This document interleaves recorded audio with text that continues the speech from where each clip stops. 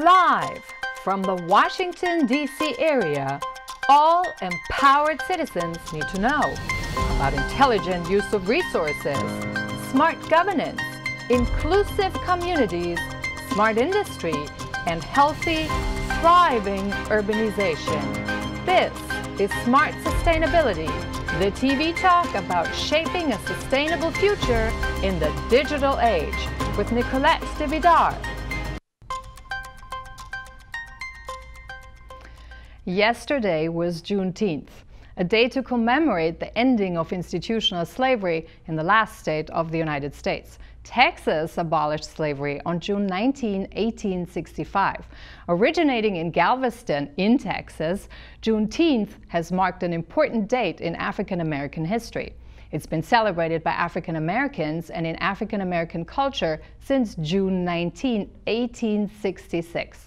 So for 165 years, African Americans across the country and its states in their own way have commemorated this day somehow, but it officially hasn't become a federal holiday until 2021, last week to be exact.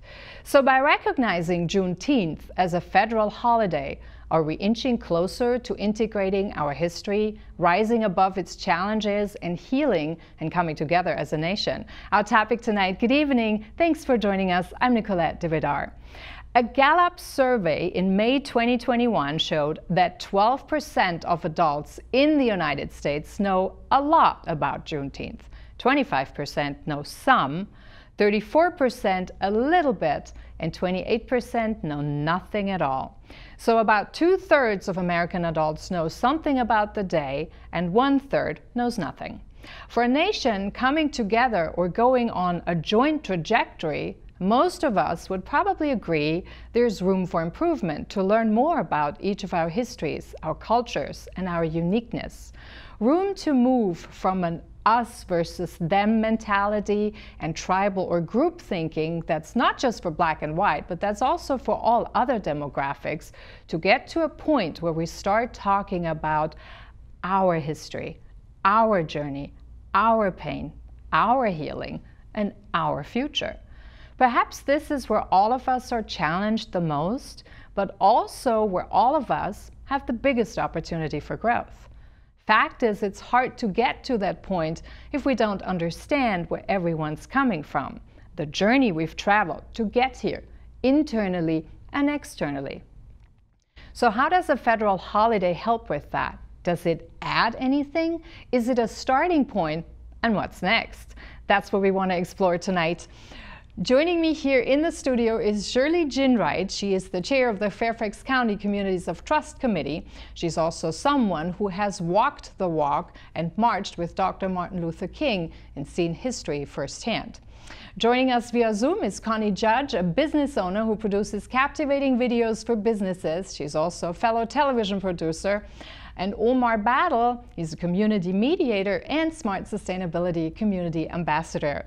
Welcome all three of you on Smart Sustainability. It's great to see you.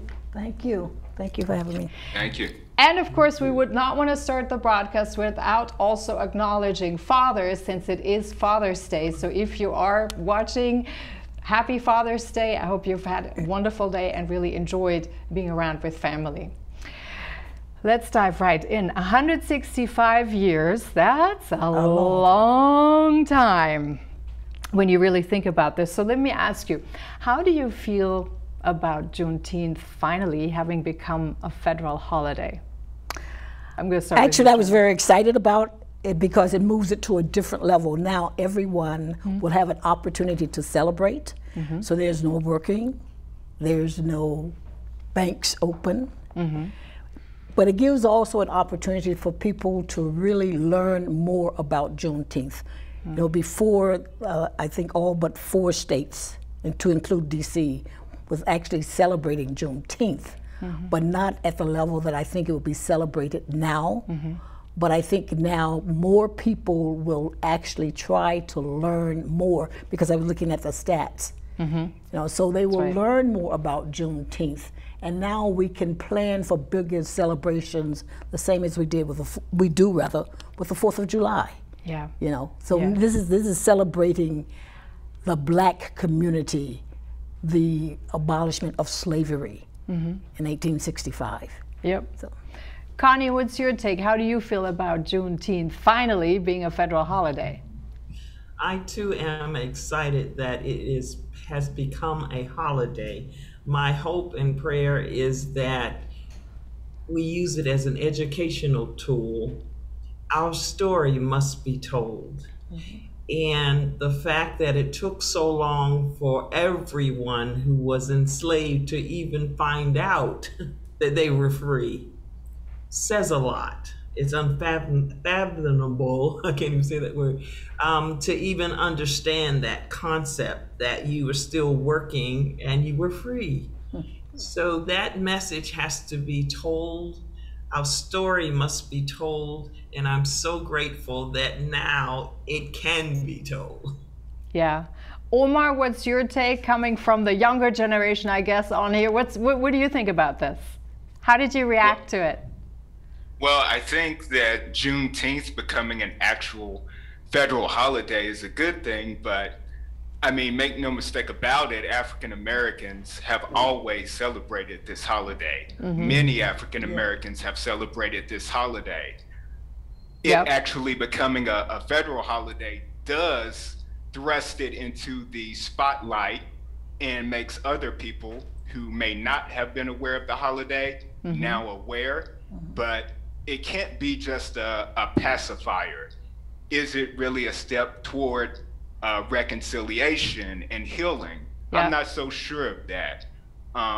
You know, there are many atrocities from the past that have to be answered for, such as redlining. So Juneteenth becoming a holiday can't be just a pacifier. Yeah, I think that's a really valid point. We did go out actually yesterday. We went downtown to Washington, D.C. to the Black Lives Matter Plaza and captured a little bit the vibe of what was going on and what the atmosphere was and what people were thinking in general. So have a look and see what the overall atmosphere was.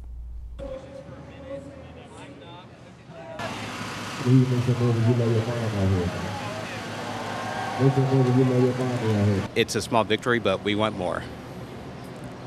So tell us a little bit about your poster. What do we need to address? It says it all on there. You want to walk us through? Oh, yeah, sure. So my main causes are the institutional racism that's displayed at colleges and universities as well as the workplace. I know many who have been affected by it. There's also a wage gap between blacks and whites who have the same job. Also, policing reform. Mainly, we don't, as far as what should be done with the funding of the cops, that can be up for debate, but as far as holding cops accountable for any misconduct, that's something everyone should want. And we don't see it happen often enough. George Floyd was a nice start, but we want more. Yeah, you know, I'm glad that we are finally recognizing it as, you know, as a nation, because even in my experience, a lot of black people didn't know what it was because it's not something that we're taught in schools. So I think it's really great that now, as a nation, we acknowledge and know what Juneteenth is. Were you taught about Juneteenth in school? I was not. I really didn't know anything about it until I went to college. It's great, grand, and groovy. I can tell by your mood. Have you been out here a long time already today? I've been out here about 4 or 5 hours. I'm glad everybody enjoying themselves, and hopefully more to come, you know, in reference to recreation for the African American people, you know. Yeah, so what does that represent for you that it's finally a federal holiday? Well, finally we're getting some acknowledgement. We're getting some acknowledgement, a little way overdue. It's a chance for all African Americans to be recognized all over the place, all over the world. Awesome. So are you in celebratory mood? I know you were. Yes, I like it. It's fun. Good. So did you go to Black Lives Matter Plaza and partake in the celebrations? Yes, but I didn't dance. Sorry. What about you? I love Juneteenth. You love Juneteenth? Yes. So does everybody chime in? This is like, you feel that it's about time? Oh, absolutely. It's been a long time coming. It's finally great for us to be able to have a holiday that's dedicated to us, for us, by us, all of those things. So to be able to be in D.C. and to have everyone just sharing this special moment, it's incredible. It's a monumental time in history. I think it's something that black people have been waiting for a long time. We're thankful for the Biden administration for recognizing it, because the past presidents wouldn't recognize it, so we appreciate him. So that's how I feel about it. That's great. Do you think it's going to change anything about the future? That's a good question. I'm optimistic about the situation. I mean, there is a lot of police brutality going on in the country right now. As somebody that knew Breonna Taylor personally, I think that there needs to be some kind of accountability held with Louisville Metro Police Department. And I also believe that this is a step in the right direction. This shows progression. So, I mean, I'm very thankful for it. That's great. So you do see it as the first step towards healing. What do you think should be next? You answered some good questions. What I think should be next? I think they should allow more black curriculum in public schools. That's what I think should be next.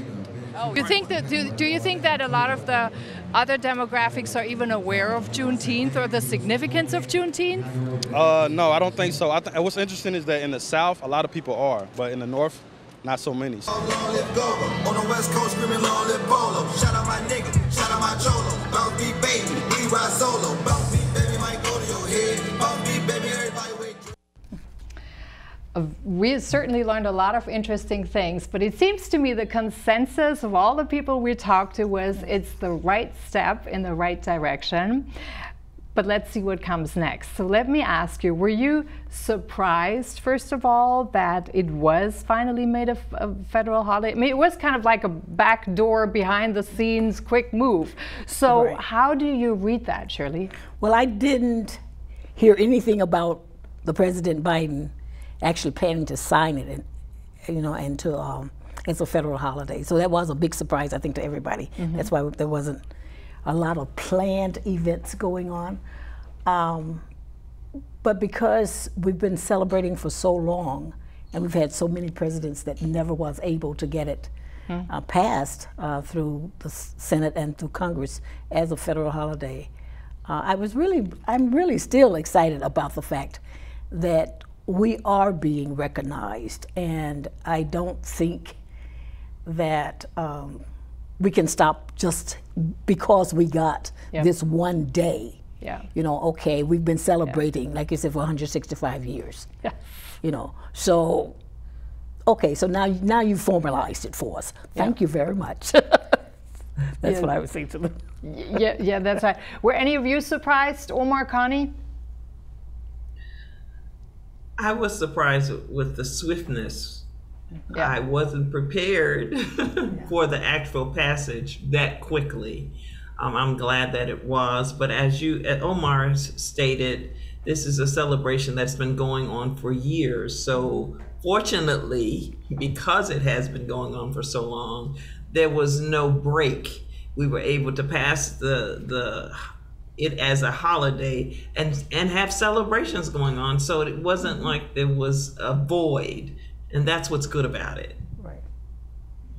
Yeah, but I think there's a difference. I think there is a difference. I know that African American communities have been celebrating this for a long time, but there's a difference between one community celebrating it and making this a federal holiday, where it then should become a holiday for everyone, so everyone actually gets to a point of understanding the significance of what it had in history.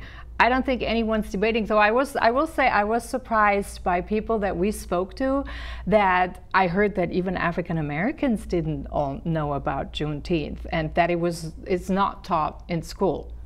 It is not. That's what that's what I've heard. Black history is not taught in schools. So if we're going to celebrate Juneteenth, which we are, then I think part of this celebration has to be the educational piece. Yeah. And we start now. Right. Putting it in the schools, letting the kids know what it is. Yeah. The same as with Black Wall Street. No one knew about that. And that was a disaster for Black community. Yeah, because I think it goes a step further than just celebrating this, you know, among one community. Because if we really want to get to a point of where we want to say this is our country and get to on an even keel, then we also need to start sharing the holidays. Wouldn't you agree? Yes, yes, definitely. Yeah, Omar, you got something to add to this one?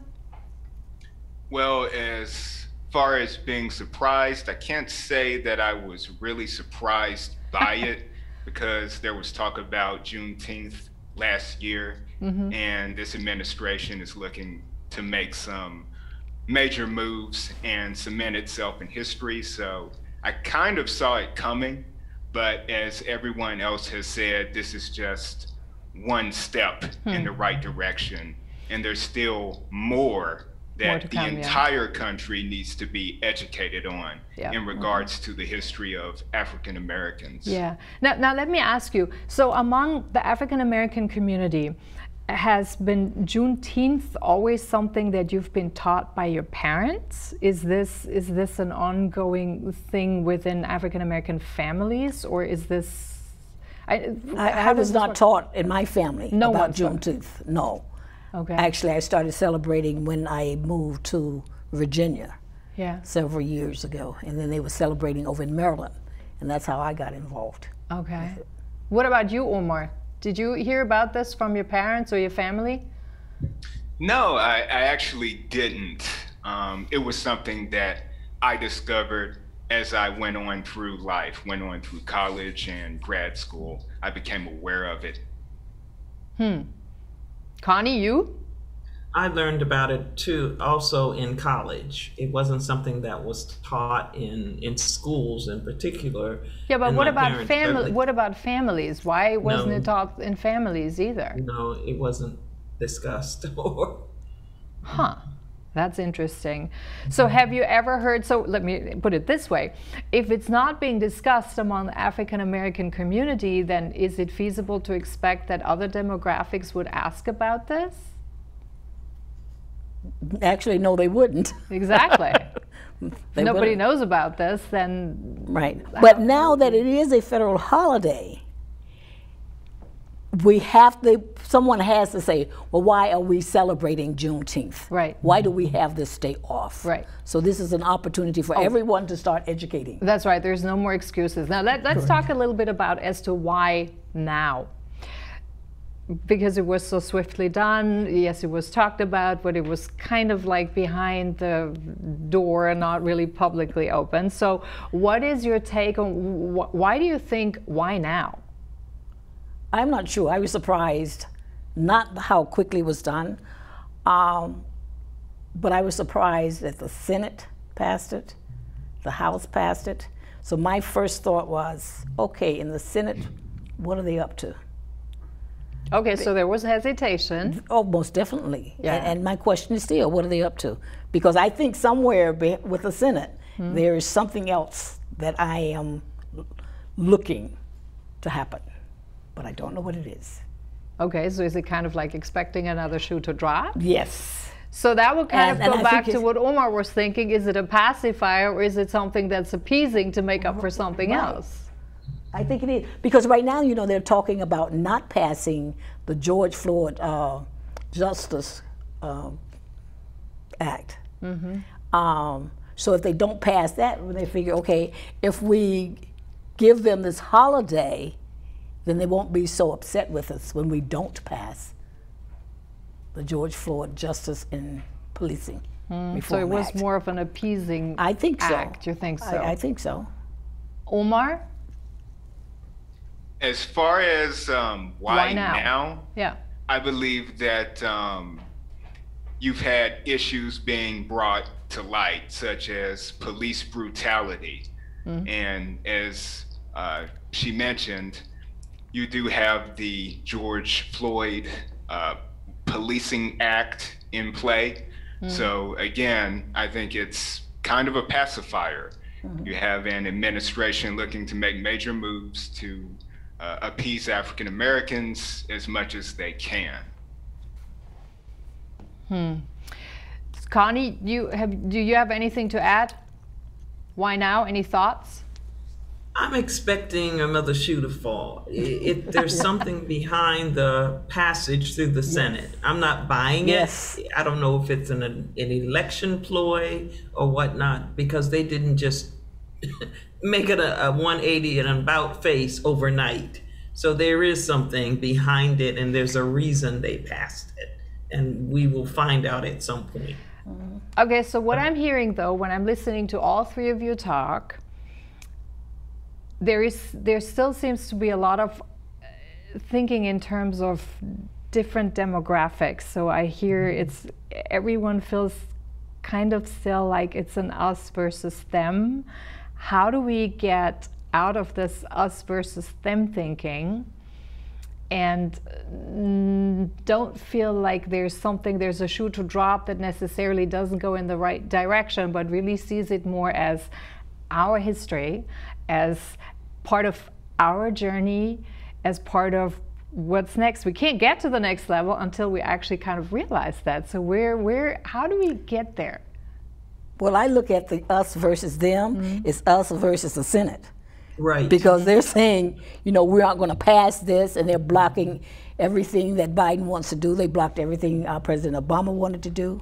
So I don't look at us versus them being other communities, different ethnic groups, but it's us against the Senate and against the Congress. Okay. Omar? Connie, anyone else? I agree with that. It is us against the Senate. I believe that with the Black Lives Matters movement and the demonstrations and whatnot, we have awakened many in America, and they are beginning to understand our plight, our history, and this is just another way that they're going to learn more as we educate. It cannot just be a celebration. It has to be some education tied to it so that there's further understanding about why this is important. Oh, I would totally agree with that. So to me, actually, when I look at our background, for example, remember I'm German. So when we looked at this, we had a specific date for when there was a rise in East Germany that was very brutally basically pushed down. And then once we had the reunification, we changed that holiday and put those two together.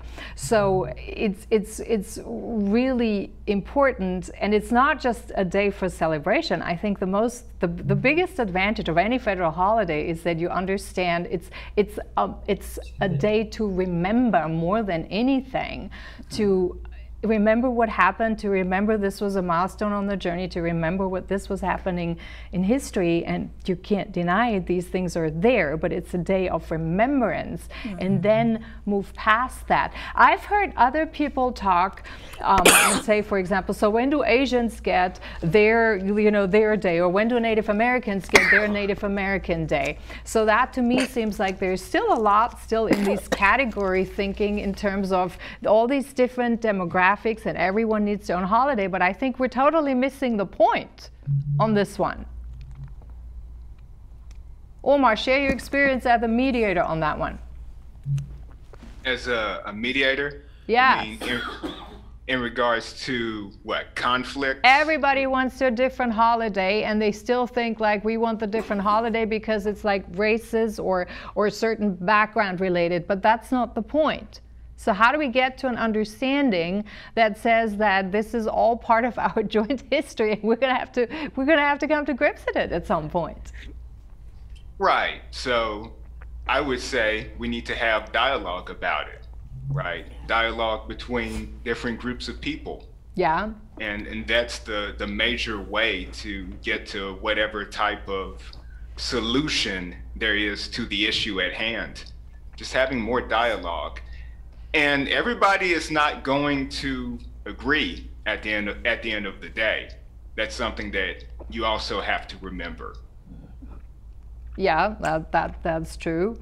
I can see that, but that's really not. I think it's more how open are we in embracing our history, and how much can we actually leave the politics behind? To what degree do you think politics plays a role with that? Identifying in party politics versus seeing the big picture and saying, this is really about a national holiday. I look back at when the commission was not approved or was blocked to actually investigate the insurrection. I'm thinking that this is why Congress passed the holiday, because they don't want us to focus on what happened then, that they blocked this. When Black Lives Matter wanted to come to Washington, D.C., remember they brought all of these troops in. There was no indication that there was going to be any type of a riot or anything. But in advance, they just assumed that they were going to do this. The insurrection was actually a riot. But still, the Senate blocked having a commission to investigate it when some of our police officers were killed and were beaten. So I think, again, going back to saying we're going to vote to make Juneteenth a federal holiday is their way of trying to make us forget a little about the fact that they blocked this commission. And they're saying that was okay. Isn't it up to the people, though, to follow up on that and remember what happened and sort of figure out where we go? I would think so, especially when it's time to vote. What about you, Connie? I believe that clearly when we mark the ballots, we should take that into consideration. But it's sad to say that they refuse to move forward with that. I mean, just the argument that it's beyond, the inauguration has taken place, so it's too late. Well, it was too late because you didn't act when you could have acted within that period before the inauguration. So I think that it's a cover-up. It's a way to appease, but we're going to use it for its benefit. Yeah. It's not going to, they may have meant it for one thing, but we are going to take it and run with it and use it to educate and to acknowledge those who went before us, who had to suffer, so that we can live in this country today. I mean, we built America. America was built on our backs. So it's just time that people dig down deep and learn about the history that has been heretofore covered up. Shirley. Yeah, I'm gonna challenge you on one thing, though, Connie. I don't think it's fair to say that America has been built on only, on the back of only African Americans. America has been built on all the people who came here, or by all the people who came here. So, Nicolette, I'm gonna have to disagree with you on that, because America was supposed to be a free country, a country that's free for everyone. But who made it a free country? It was African Americans fighting for their rights, fighting against discrimination to make it a free country. So it wouldn't even be a free country if it wasn't for African Americans. Well, hang on a second, but remember the freedom also came from actually the freedom from the Brits and the freedom from other systems. So it's not just one. I mean, what I'm saying is there is more to it. I think we have to look at history from a comprehensive sense and acknowledge all the things that have happened. Yes, there was an economic system in place at the time that used slavery, unfortunately. That was part of that, but you have to look at it like in terms of becoming free. If you look at how we got to this place, it's, first of all, we had to get free from the Brits. Others who came from Europe would say we had to get free from all the bondages and the bounds that were over there. And then, yes, of course, there's the part of slavery and helping, you know, with the economy and things like that. But I think I'm just cautioning, because I think we need to see it like comprehensively. And I hear what you're saying, no question. And that's why I'm thinking this is also, you know, where a lot of people come from different perspectives and they see other things, and coming together as a nation to see everyone's point. That's kind of the harder point.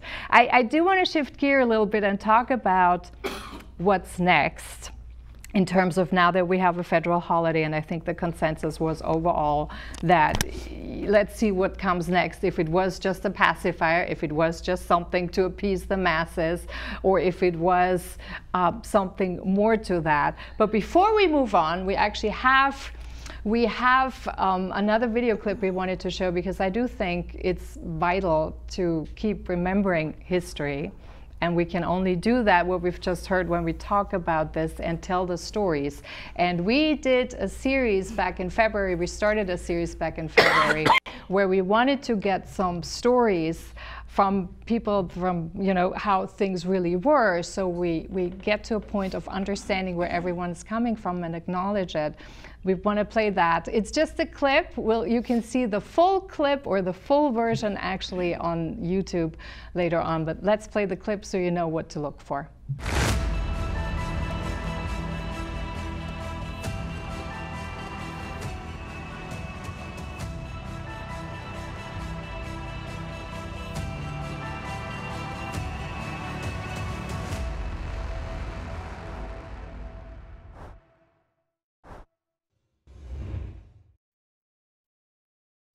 I was 5 years old, and my grandmother was my biggest champion. Wherever she went, I went. My mother, grandmother, and other ladies in the community were domestic workers. At that time, they were called maids. And most of them worked at Maxwell Air Force Base. And during the bus boycott, or prior to, they would ride the bus to work. And of course, many of you know the story of Rosa Parks, who had gone to work, came home tired, got on the bus, and the bus was segregated. Whites sat in the front, blacks sat in the back.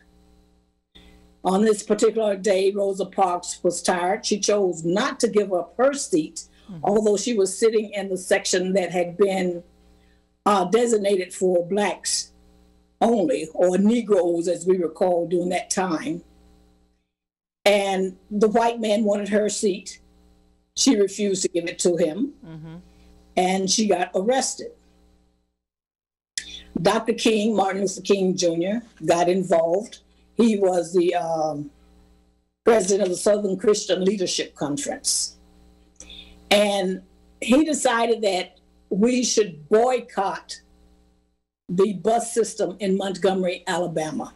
Because of Rosa Parks. Because of Rosa Parks not being able to stay on the bus, but more so the fact that she was arrested, although she was within her rights. So to get someone's attention, normally you hit them where it hurts them the most. That's in the pocket or where the money is. And that's what Dr. King was saying.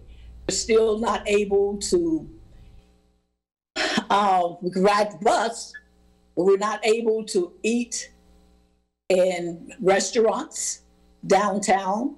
We were not able to drink from the same fountain, water fountain, as a white person. There were actually no restrooms for blacks if we went downtown, because I remember my mom would take us downtown on Saturdays, not every Saturday, but we would go to the store called H&L Green.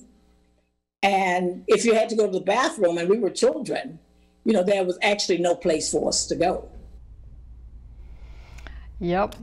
A lot of stories to tell, right? Yes. And history. It is history, and it is important to remember that. And thank you so much for sharing that. I would actually encourage you, if you have a story you want to tell, please reach out to me. The best way to reach me is via Twitter. You can reach me at DeVidar, @DeVidar, and I would love to bring your story on. If you have one, share it with us, because I feel very strongly that we will build more understanding and more learning and more openness if we do hear everyone's story and see how it actually impacted us. I think that's really, really vital. Yeah. Let's talk a little bit about what's next. So when you listen to your story, just that what we just heard, so from really a segregated society to today,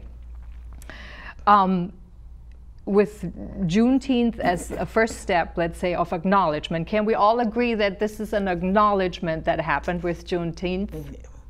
Are we all in agreement on this one? Yeah. Yes? Yeah. Yes. Okay. So if we have an acknowledgement on this one, then what would you like to see next? Like we heard a little bit earlier, so there's police accountability, there is like teaching in the school. Well, let's talk about one thing at a time. What would you like to see happening next, Shirley? I would like to see the George Floyd Justice and Policing Act passed.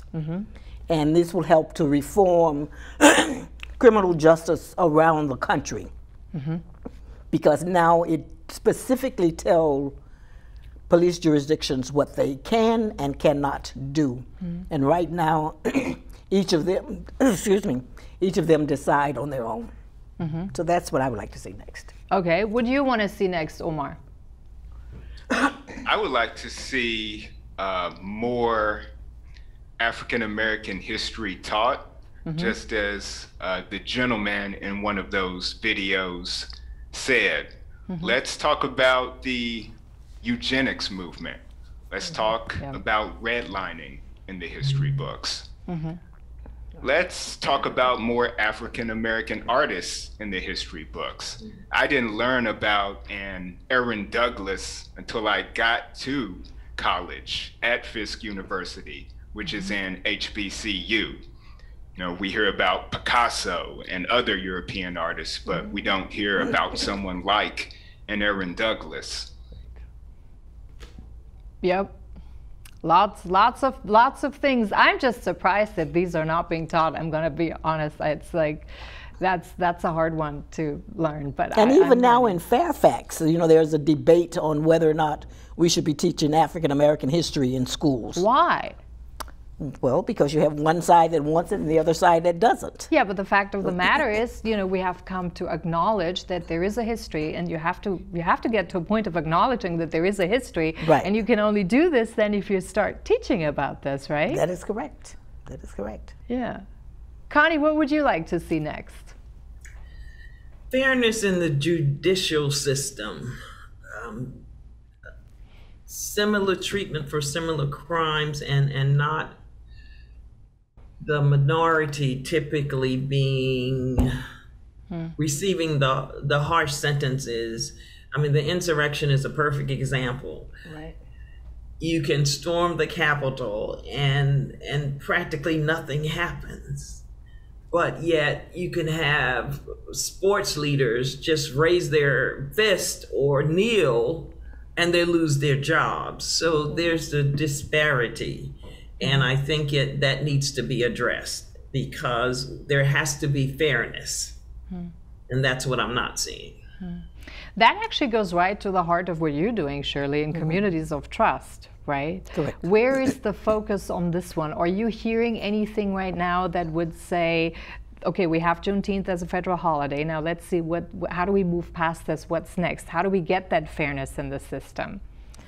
Well, within communities of trust, we're looking at some of the bills that were passed by Governor Northam during the last General Assembly, and how those are going to be implemented within the state and within the different jurisdictions. One of those is the Civilian Review Panel that would actually be able to review and in some cases investigate and subpoena individuals where there was police brutality. And it was investigated by the police, and then the person involved, complainant, wasn't satisfied with the results. Now they can report it and ask the civilian review panel to review it. So that's something I think is going to help a lot with especially use of force within the state of Virginia. So I would like to see that around the country. Yeah. Because that's going to be major. It seems to me that trust is really a major factor on this one. Definitely. So Connie, when you look at your community where you live, what would need to happen for you to develop a natural trust in the community, in the legal system, in how things are evolving? What would need to happen? Accountability, I think. As long as I experienced something recently that I hadn't felt in decades, I would say, and that's a fear. I used to go out, it didn't matter. I could be at Walmart when it was 24 hours, 2 o'clock in the morning. I won't do that now because I'm afraid of a police stop. I am afraid of things that I shouldn't be. And it's taking me back to my early years when, at the start of the integration and whatnot, and how we were treated then, but we're not treated any better. In fact, in some ways, it's worse. So I've lost that trust, and that I'm not comfortable like I used to be. I'm on alert. More so than 10 years ago? Oh, yes. Without question, because people have become emboldened now, and the Karens in the world, let's say, they can just come at you and attack you for no reason. I was watching a couple of clips on my phone where 2 Yale grad students, one of the students in the dorm didn't like the fact that she had gone up to the common area she was studying and fell asleep. So what did she do? She called the police. That grad student had 4 policemen harassing her. She had to prove she was rightfully in the dorm. And then her friend, the same thing happened to him when he was in the dorm. I mean, we're talking Yale. And it's happening more and more now. And you see these things because everything's captured now with the smartphone. Yep. So it's uncomfortable for me, and I'm anxious more so than I did. And I grew up, my family, I have relatives in South Carolina, and that clip that you played when you had to go to the back of the bus and all those, I have experienced that when I went to visit them in the South. They would yank me. You can't sit here. I'm thinking, what are you talking about? Yeah. So I've experienced that, and it's just not comfortable. It's just not comfortable. Omar, do you have similar, you're a different generation now, do you have a similar reaction or similar anxieties when you go out? Do you think they're now worse than they were before? Or do you think now you actually see some reassurances or some light at the end of the tunnel, thinking that you're actually more comfortable in going out and being yourself? I would say that I'm not any more comfortable than I was a few years ago, actually. This is a true story from a few years ago. I was sitting parked in DC, and I had just came from printing something. And a police officer actually came up, knocked on my window, and he said, "So, what's in the box? It's not drugs, is it?" And I said, "No, I just got through printing something from the FedEx Kinko's." Then he says, "Which one?" And I said, "The one that's just 2 blocks away." And then he looks at me and says, "Well, you don't seem like the type anyway," and walks off. And that was a couple of years ago. Now, today, do I feel like that couldn't happen? I would have to say, I believe that it still could. What time of the day was that, Omar? That had to have been the afternoon. Okay. In daytime. Yeah. But it seems to me, so obviously talking about police brutality is a big topic, and that seems to be that it's really a major issue in America particularly. With accountability and with reforming and things like that. How would we see progress or see more trust rebuilt or built in communities in general if there is such a fear and so much anxiety? I mean, how long? That seems to me it's a very, very, very long process. There's got to be a way of short-circuiting this. So how will we do that? Yes, Omar, I see you on the jump. Go. So I was about to say, part of that is about changing a mindset of people who discriminate. And changing that mindset takes some work. And I can't say that I really have an answer to that. I remember I was in the workplace, one of my prior positions, and I was talking to two of my supervisors, and to make a long story short, my supervisors were basically saying, two of my coworkers basically think that you're the angry black man. So how do you change a mindset? And I believe that's the question, a mindset of people. Yeah. Well, let me ask you this one, Shirley. How did we change from having the bus being segregated to now? That entailed a mindset change. How did we get here? Well, let's see, in Fairfax, where I am, we had to start working, actually doing community events with law enforcement and the community, going into those communities, having those conversations, having those listening sessions. And then we did training within our police department, like we're doing now, implicit training for all of our police officers. You know, but we're having those hard conversations about them. And what is it that the community wants to see? But I tell everyone, to help build this trust, you have to listen to the community and get them involved. You can't just say, this is the way we're going to do it, and that's it.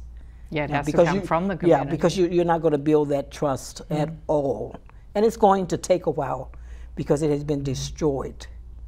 It's going to take a while. Yeah, that seems to be a really long walk uphill. It is. And of course, our last administration didn't help any. Connie, what's your take on that one? I mean, how would you know, let me ask you this way, how would you know, we talked about, yes, accountability, but how would you know when you've reached a point within you where you feel, now I feel more comfortable in going out and feel that there is a treatment that's sort of like equal, and you feel that I can be who I am in my right and not be harassed and things like that? How would you know? That's what I mean, like, what's the point when you know that that's the case? Well, I can see light at the end of the tunnel, for example, with the Black Lives Matter movement and the protests that went on across the country, when we saw different racial groups getting together, and there's some clips where there was a protest and the majority of the protesters were white, and they were supporting us in our efforts to bring justice. And that warmed my heart. So I know that, and it was a realization, I think, the eyes were finally open to understand why there is a Black Lives Matter movement. We're not saying that we don't care about other races' lives, but you have to understand how we have been treated and differently than everybody else. And it just seemed like you can basically kill us and get away with it. But there was hope. Hope was restored when I saw the people across the world coming together. The eyes are on the U.S. now because it's been exposed. So I think in that sense, I'm hopeful, but I'm not foolish. Okay, so you do have hope, but you're still cautious. Yes, you very still much want to so. see. You still want to see like something that really is more encouraging, and you want to see some results basically, and Yes, see more yes. actions before you feel that you're in a point where you can go out. And it's going to take time, and we're going to win small battles. We won't win the war, but we'll win small battles. And as that grows, then other people will become educated and knowledgeable about not just what happened in the past, but what's going on now, and that realization. Because I think that, like I said, many of the people's eyes were open, and now they understand. They didn't understand fully, even though other African American males had been killed. But with the George Floyd incident, you couldn't turn away, you couldn't deny it. It was so evident that people could no longer dismiss it and discount what we were saying. So in that sense, I think it's changed many people with that realization of, they have a point. We have a point. So I think that's good. But again. I would think that, I wonder, Omar, are younger people at a different space and at a different place already? What are you seeing generation-wise?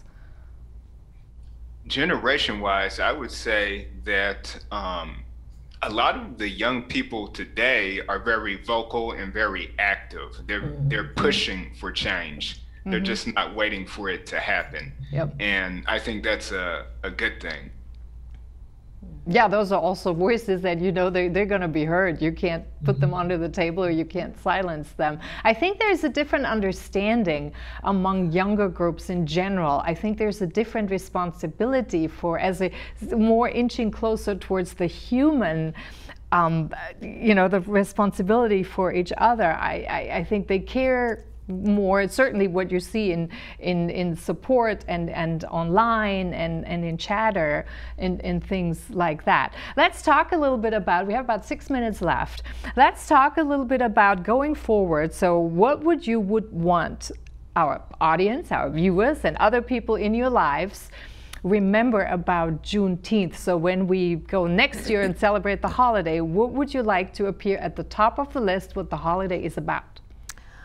Well, definitely the education of it. But for celebrating Juneteenth like next year, I would like to see a much larger celebration with communities, not just segmented within communities. Because now we know what it is. We have an entire year to plan it, and just let have a huge celebration, and then talk about what happened. Even do some reenactments of what happened. I think that would be great. Could you see that as also a sharing more of the African American culture with other groups? Almost definitely. Yeah. Yes, definitely. Because we're planning an international day here in Fairfax, but that's the way of sharing the ethnicity of all of the different groups, in which we've never done before. So it's not just about the black culture, but it's about all of the culture and relearning about the other cultures as Each well. other, that's right. Yes, Yeah, definitely. Yeah.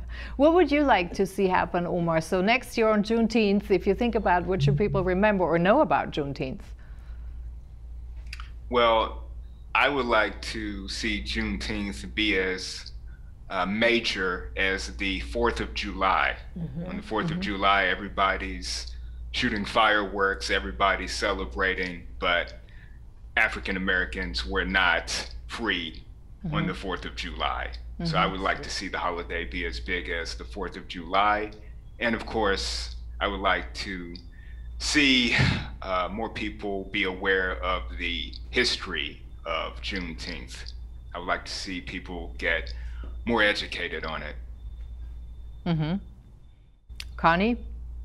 I would like to see more programs on the news stations and cable around this time, so that there's a greater understanding of what this means. Yes, I want the celebration. I want to embrace all people so that they can get and understanding, and also get to know us as well.